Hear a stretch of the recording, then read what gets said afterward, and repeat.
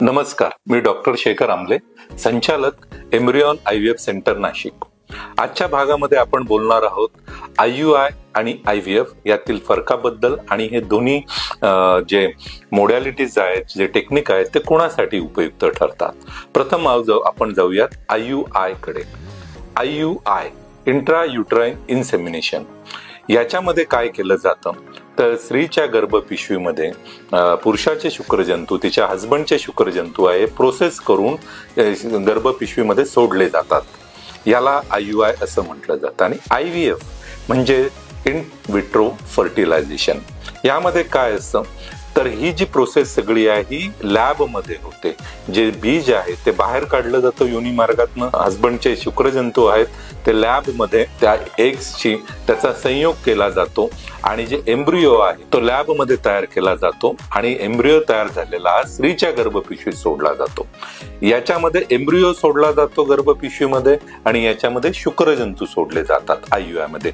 हा प्रामुख्याने IUI आणि IVF यामध्ये ढोबळमानाने फरक आहे। आता आपण चर्चा करूया IUI हे जे टेक्निक आहे हे कोणामध्ये उपयुक्त ठरू शकतं आणि IVF हे कोणामध्ये उपयुक्त ठरू शकतं।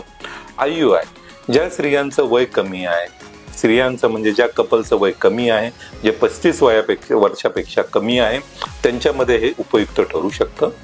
ज्या स्त्रीमध्ये ओव्ह्युलेशन म्हणजे एग तयार होत आहे आणि ते फुटतं आहे त्यांच्यामध्ये IUI आपण ट्राय करू शकतो। ज्यांच्या हस्बंडचं शुक्रजंतूचं प्रमाण हे योग्य आहे त्यांच्यामध्ये IUI हे टेक्निक उपयुक्त ठरू शकतं।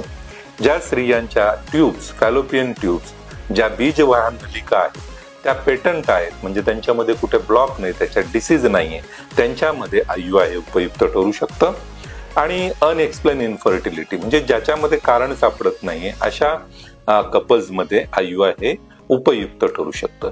किंवा काही कारणास्तव टेस्ट ट्यूब बेबी पर्यंत जाण्यासाठी वेळ आहे, 2-3 महिने कपलला वेळ घ्यायचा आहे, त्यांना डिसाईड करायचं आहे की IVF ला जायचंय नाही जायचंय, तोपर्यंत IUI हे टेक्निक आपण या कपल्समध्ये वापरू शकतो। आता चर्चा करूयात IVF या टेक्निक बद्दल। ज्या स्त्रियांचं वय 35 वर्षापेक्षा जास्त आहे, ज्यांचं AMH अँटी मुलेरियन हॉर्मोन म्हणजे जी स्त्रीच्या बीजाची प्रजनन क्षमता दर्शवतं ही टेस्ट ही लो आहे, अशा रुग्णांमध्ये, अशा पेशंट्समध्ये, अशा कपल्समध्ये आपण IVF हे टेक्निक वापरतो।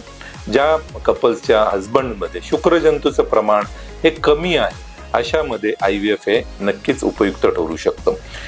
याच्यानंतर ट्यूब जर बंद असतील फॅलोपियन ट्यूब्स तर त्याच्यामध्ये टेस्ट ट्यूब बेबी IVF हे टेक्निक आपण वापरू शकतो।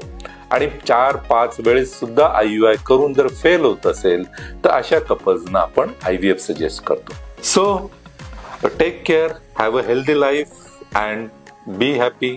Thank you very much.